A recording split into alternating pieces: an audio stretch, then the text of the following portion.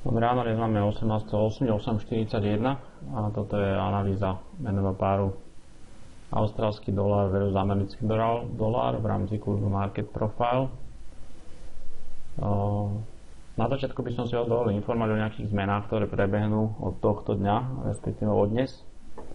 Po dohode s pani Andovou, ktorá je garantom tohto kurzu a v podstate všetko to, čo tu vidíte, je jej dielo, tak sme sa dohodli, že analýzy budú bývať iba 3-krát do týždňa, to znamená pondelok, streda, piatok alebo nejaký iný deň, ale budeme sa snažiť pondelok, streda, piatok a budú zverejňované počas dňa, to znamená, nebudeme ich zverejňovať ráno. A dôvodom toho je, že premýšľali sme nad tým cieľom, čo je cieľom tej analýzy a toho, že vám to vlastne ukazujeme. A cieľom toho není to, aby ste podľa toho vy obchodovali. A preto ja som sa rozhodol osobne, že ja svoje analýzy budem dávať až po obede, respektíve potom, keď ten trh, to, čo ja tam budem ráno komentovať, bude dokončené.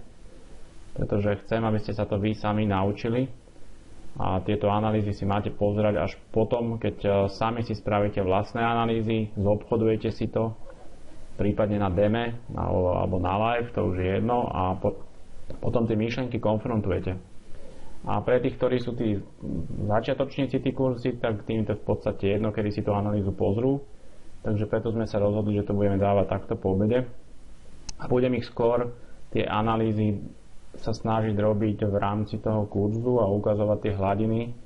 A nebudem sa snažiť až tak dávať tie obchodné náhľady, ktoré by viedli k úplným obchodom.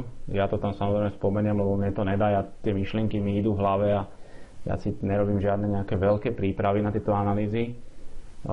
Práve je to o tom, že pokiaľ si tento celý systém dobre naštudujete, tak tá príprava ranná na 1-2 trhy, ak obchodujete, je fakt 5 minút, 5 až 10 minút, tam proste není čo riešiť. Pokiaľ to viete, kde sa pozrieť, čo sa pozrieť a jak to sledovať, tak netreba vôbec strácať nejaké dlhé hodiny analyzovaním tých trhov.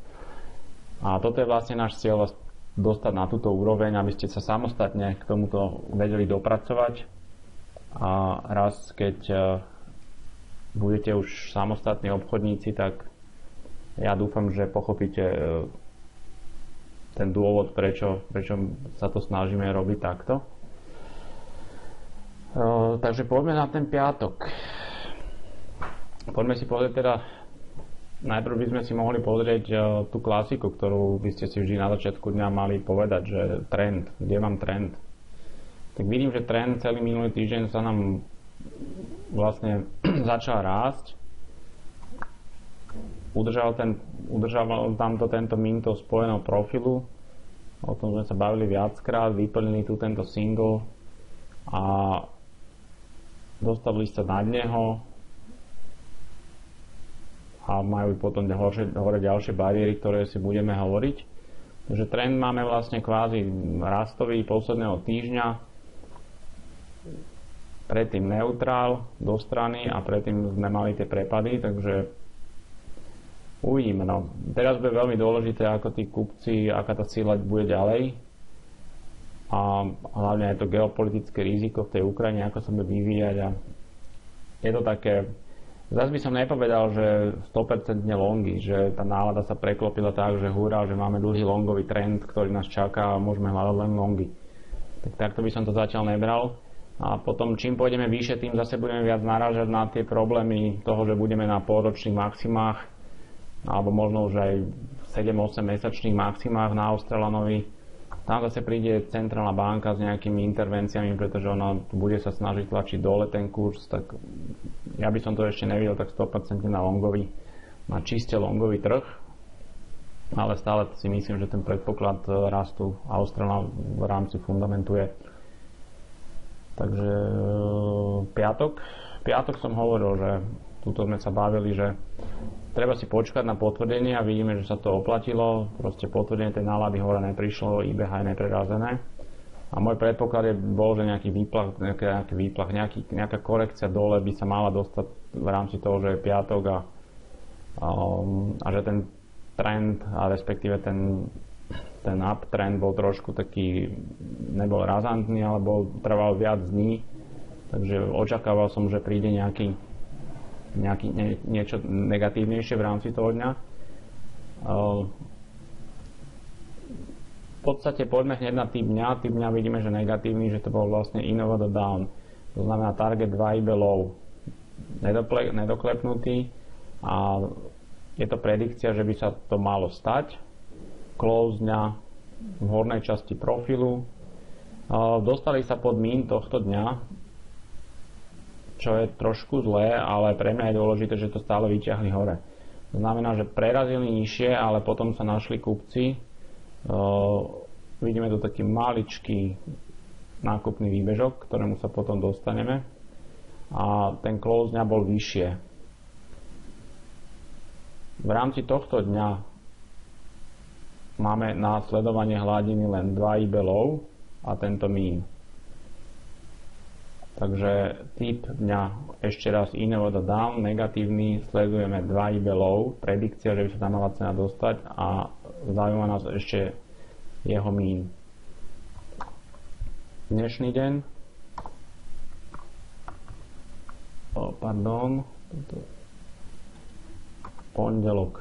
pondelky, tie range bývajú v posledné mesiace, alebo respektíve 2 mesiace veľmi slabé, takže pondelok ja vypúšťam opäť, ja všetky pondelky vypúšťam, nemá zmysel tu sedieť, ale poďme sa pozrieť, čo môžeme očakávať. Vidíme tu nejaké malé prerazenie eBay high, ktoré by som nebral až tak do úvahy, že by tá nálada bola pozitívna. Hneď vidíme, že tá cena začala sa prepadávať pod mean develop, čo je náznakom, že tí kupci nemajú takú prevahu nad tým trhom. Keď sa na to pozriem čiste teoreticky, to čo sa učíte, tak tento deň ako zahodiť, proste odísť do toho počítača. A dôvody? Tu sme mali negatívny deň. Cena sa ale pohybuje nad jeho mínom. To znamená, máme síce nejaký uptrend, tento deň bol negatívny, urobil síce vyššie high, ale v rámci typu dňa negatívny, cena sa dostala nad jeho mín, to znamená negovala celú tú neutralitu.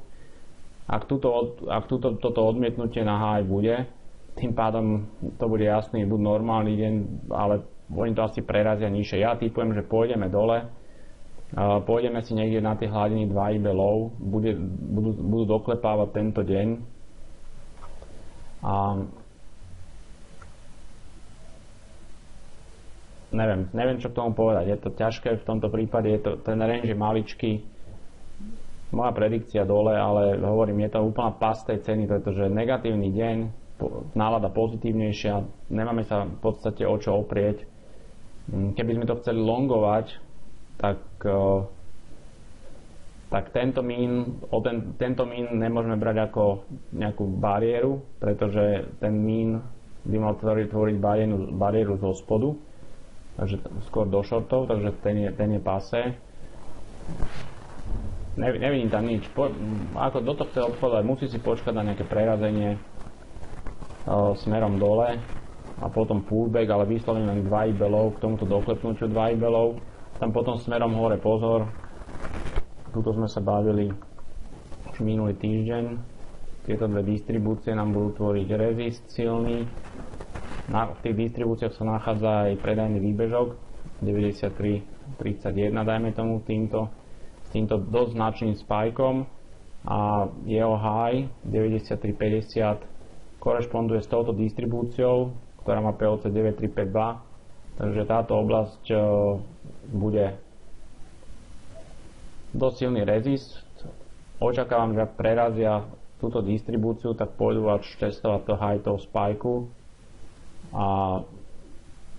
ale tam sa určite nemôžem povedať, ale predpokladám, že tam sa dneska nedostaneme. A shorty. Musia sa dostať najprv z tohto profilu von. To znamená, že vyslovene, ak to prerazia, tak 2 below targety. Aj na longy by som bral targety len 2 high v rámci tohto pondelku.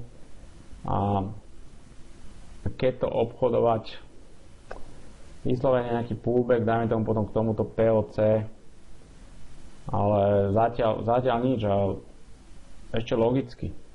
Tuto bolo jedno odmietnutie smerom dole, tuto bolo jedno odmietnutie smerom hore.